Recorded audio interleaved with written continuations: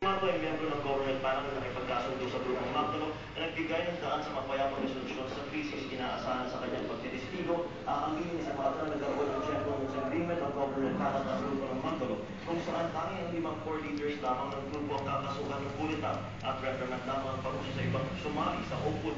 Subalit hindi ito natupad at sa halip lahat ng sumama sa upod, buti na ikinasuhan at pinarusahan.